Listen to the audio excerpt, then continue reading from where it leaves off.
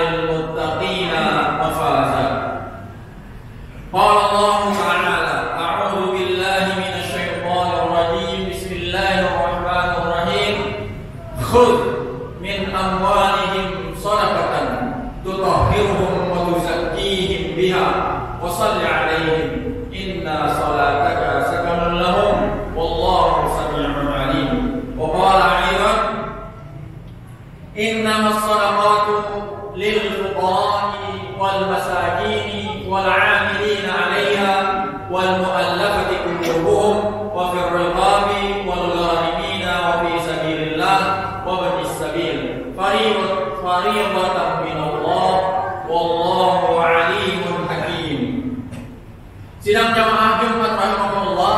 Di kesempatan Jumat ini kita akan mempelajari beberapa bagian dari zakat, utamanya zakat fitrah. Akan tetapi tentu saja tidak akan tuntas dalam khutbah ini, sehingga mudah-mudahan khutbah ini adalah pemicu untuk melakukan literasi lebih dalam urusan agama kita. Jika nanti ditemukan ada sejumlah perbedaan dengan apa yang pernah bapak-bapak, saudara-saudara ketahui, maka haruslah dianggap sebagai sesuatu yang lazim dalam pemahaman keagamaan. Pertama, yang tadi saya sampaikan, perintah khudh, ambillah min amwalihim shadaqah, dari harta mereka itu sedekah wajib. Perintah ini ditujukan kepada siapa? Khudh itu perintah untuk mengambil. Yang diperintah untuk mengambil adalah Amirul Mukminin, imam, atau di masa Nabi berarti Nabi dan para sahabatnya. Diperintahkan untuk mengambil zakat dari siapa? Khudh min amwalihim. Himnya siapa? Himnya itu adalah seluruh kaum muslimin. Kalau dalam konteks zakat fitri itu, hadis mengatakan qala Rasulullah sallallahu alaihi wasallam zakat al-fitri sa'an min sa'irin aw sa'an min tamrin lil 'abdi wal hurri wal dzakari wal unsa wal kabir wal shaghir Rasulullah telah mewajibkan zakat fitri itu satu sok dalam bentuk gandum atau satu sok dalam bentuk kurma. Jadi satu sok itu adalah takaran orang Arab. Yang takaran itu dibuat di zaman Nabi. Tentu saja di zaman itu segala takaran belum terstandar. Artinya belum ada pabrik yang dapat cetak takaran secara sama serupa semua. Semuanya dibikin dalam alat yang mungkin masih sangat konvensional, sehingga boleh jadi antara sok di satu tempat dengan sok di tempat lain itu tidak persis sama. Sebagaimana orang kukusan dulu kalau dibilang beli rambutan sekeranjang atau sekolian, itu kolian yang dibikin orang kukusan itu ada yang lebih besar sedikit, ada yang kecil sedikit. Adalah kolian namanya, adalah disebut brojot, adalah disebut tempat yang lain, tetapi kan tidak terstandarisasi. Ini harus dipahami. Kemudian satu sok itu sebenarnya volume, bukan berat. Satu sok itu terdiri dari 4 mud. Jadi ada takaran bernama mud, yang apabila takaran itu tidak ada, bisa sementara digantikan dengan meraup gandum dengan 2 telapak tangan munjuk penuh itu dihitung 1 mud. Apabila diraup 4 kali, jadilah dia 1 sok. Kemudian kepada siapa diwajibkan? Kepada kita semua, baik dia laki-laki, baik dia perempuan, baik dia budak, baik dia merdeka, baik dia orang yang sudah dewasa maupun yang masih kecil. Jadi bagi kita, menurut sebagian atau menurut sebagian besar ulama, orang yang merasakan akhir Ramadan dan awal Syawal itu wajib mengeluarkan zakat fitrah. Itu artinya apabila ada di antara kita wafat sebelum maghrib malam takbiran, itu belum zakat fitrah. Jadi zakat fitrah itu apabila umpama ada di antara kita wafat setelah maghrib malam takbiran, malam 1 Syawal. Atau apabila ada seorang anak lahir setelah maghrib di malam takbiran, malam 1 Syawal, maka dia tidak wajib dizakat fitrahkan. Jadi kalau ada yang wafatnya sebelum maghrib, wafatnya setengah 6 umpama, itu tidak zakat fitrah. Atau umpama dia wafat sekarang-sekarang. Atau apabila ada seorang anak lahir menjelang maghrib, berarti dia wajib dizakat fitrahkan. Kemudian untuk siapa zakat fitrah ini? Di surah At-Taubah ayat 60 itu sebenarnya disebutkan ada 8 asnaf mustahik orang yang berhak menerima zakat. Namun sebagai wawasan, Muhammadiyah dalam fatwa tarjihnya mengatakan bahwa untuk zakat fitrah itu asnafnya atau mustahiknya hanya 1, fakir dan atau miskin. Karena ayat itu ditaksis oleh hadis yang mengatakan zakatul fitri itu tuhratan lis-shaim wa tu'matan lil masakin. Jadi zakat fitrah itu fungsinya adalah untuk mensucikan orang yang berpuasa dan untuk menjadi makan orang miskin. Jadi kalau zakat mal itu mustahiknya 8, tapi kalau zakat fitri mustahiknya hanya 1. Siapa itu? Fakir dan atau miskin. Menurut Muhammadiyah. Akan tetapi yang berlaku lazim di negeri kita, mau zakat fitrah, mau zakat mal, asnafnya tetap 8. Siapa aja itu? Innamas shadaqatu, innama itu di antara maknanya itu hanyalah dia serahkan kepada amil, dia sudah serahkan kepada wakil dari mustahik. Sehingga apabila amil ini salah dalam distribusi, muzaki tidak bertanggung jawab.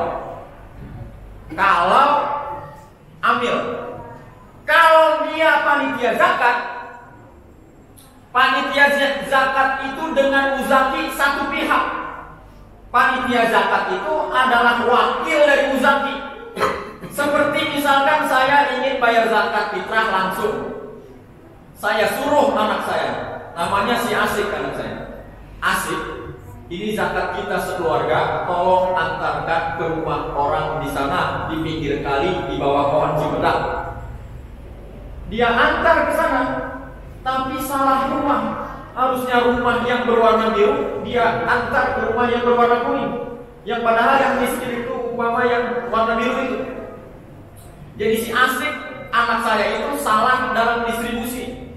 Jika salah dia dalam distribusi, maka saya harus mengulang zakat fitrah saya. Jadi kalau dalam perspektif mazhab Syafi'i, apabila membayar kepada amil dan muzaki satu pihak. Apabila panitia zakat dan muzaki satu pihak. Apabila panitia zakat ini salah dalam distribusi, dia serahkan kepada janda. Padahal janda itu kaya. Dia serahkan kepada anak yatim.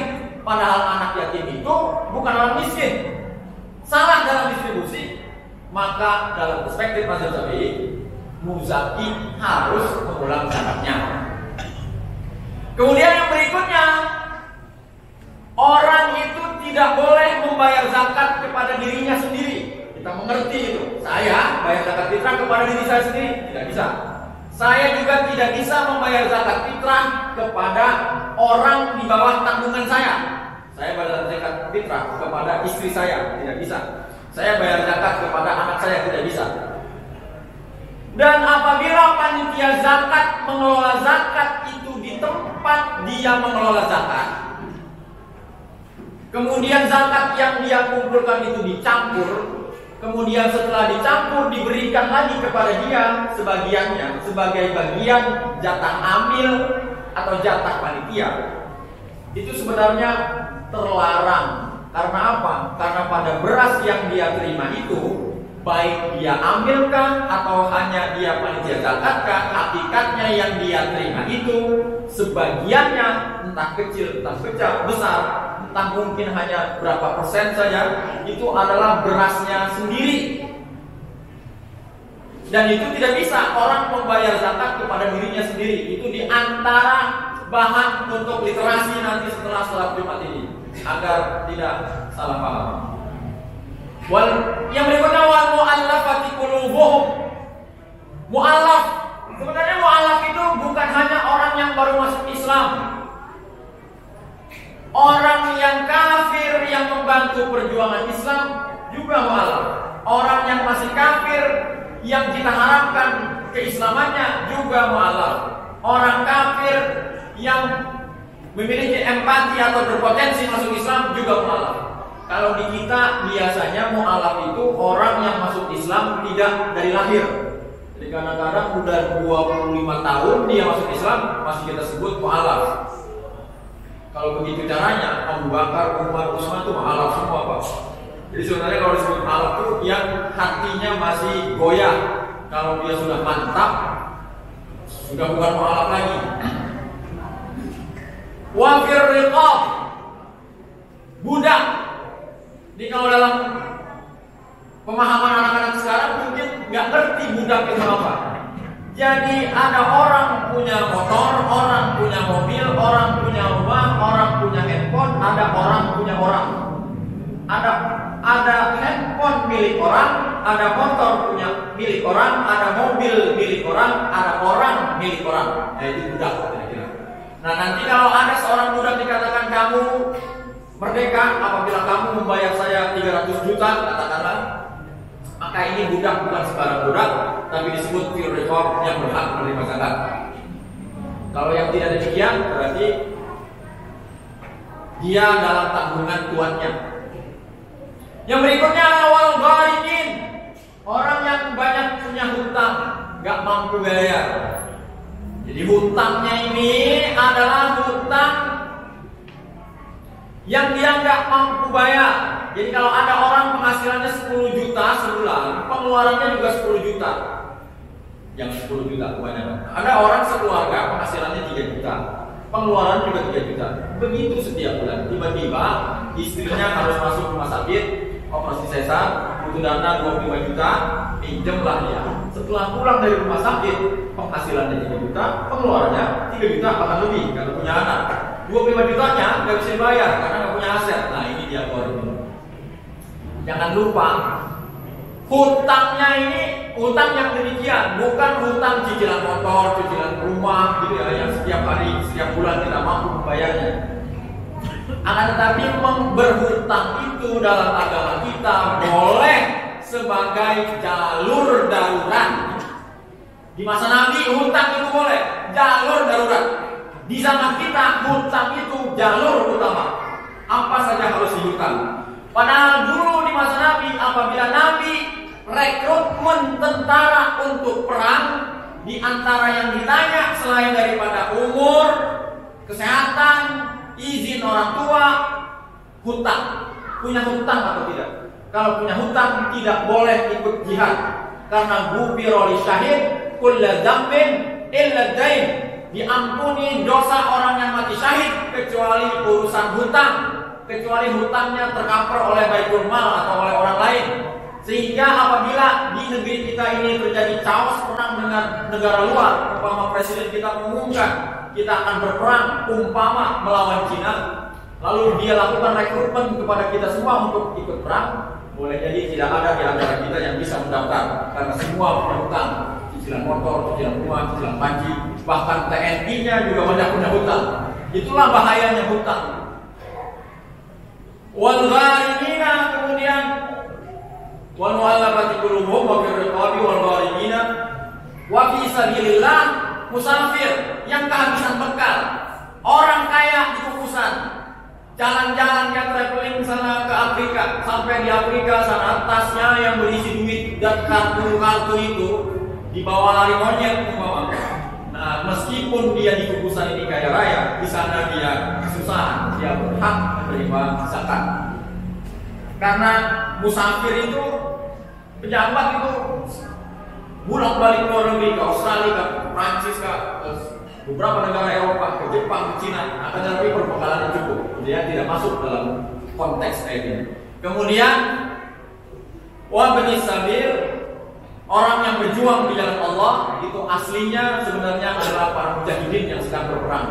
Dan sekiranya saja seluruh zakat kita ini sebahagiannya kita serahkan kepada orang yang sedang berperang, itu insya Allah Palestina bisa menang kalau kita berada dalam satu sistem pemerintahan seluruh dunia.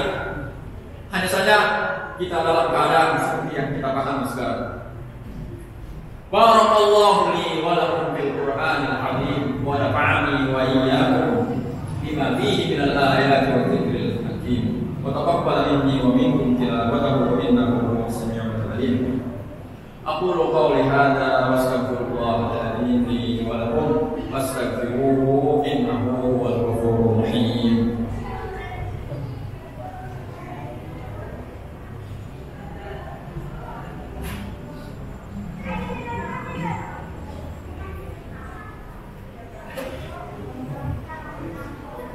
Alhamdulillahi rabbil alamin. Alhamdulillahil ladzi hadana li dinihi al-qawim wa bayyana lana siratahu al-mustaqim. Asyhadu an la ilaha illallah wa asyhadu anna Muhammadar Rasulullah. Allahumma shalli ala Muhammad wa ala alihi at-tayyibin at-tahirin. Usikum wa nafsi bi taqwallah. Inna lil muttaqina mafaza. Kemudian ada perintah berdoa untuk orang yang mengeluarkan zakat. Wassalli alaihim, doalah kepada mereka. Inna sholataka sakanun lahum, sesungguhnya doaku kepada mereka itu menenangkan mereka. Jadi berdoa kepada orang yang bersedekah itu perintah agama. Sehingga jika ada pengemis datang ke rumah kita berikanlah kepadanya uang 2.000 atau 5.000. Setelah itu dia berdoa, pengemis itu sedang melaksanakan perintah Tuhan. Jangan pula kita merasa apalah doaan orang pengemis itu. Bahkan kadang di hati kita mengatakan, lu segala gua lu doain, emang lu juga kebelakang. Kalau doa lu makbul, lu doa aja buat diri lu sendiri. Enggak gitu. Kalau dia berdoa, itu doanya yang diperintah oleh agama. Boleh jadi pagi dia mau berangkat kemis itu berharap, ya Allah, semoga ada orang yang memberi saya uang 5.000 untuk beli lontong dan es. Begitu dia sampai di depan rumah kita kasih dia 5.000. Saat itu doanya terkabul, doa di pagi harinya. Maka ketika itu dia berdoa lagi untuk kita, insya Allah doanya akan kabul juga. Jadi jangan meremehkan doa, sekalipun orang yang berdoa itu remeh dalam pandangan kehidupan kita di masa kita. Di penghujung khutbah kita berdoa kepada Allah. Alhamdulillahirabbil alamin. Alhamdulillahilladzi hadana li dinil qawim wa bayyana lana siratahu mustaqim. Asyhadu an la ilaha illallah wa asyhadu anna Muhammadar Rasulullah. Allahumma shalli ala Muhammad wa ala alihi at-tayyibin at-tahirin. Amma ba'd. Fa ya ayyuhal muslimun, usikum wa nafsi bi taqwallahil aliyyil azim. Wa'lamu anna Allah amarakum bi amrin azim. Amarakum bis salati was salam ala nabiyyil karim. Wa qala inna Allaha wa malaikatahu yusalluna 'alan nabiy. Ya ayyuhalladzina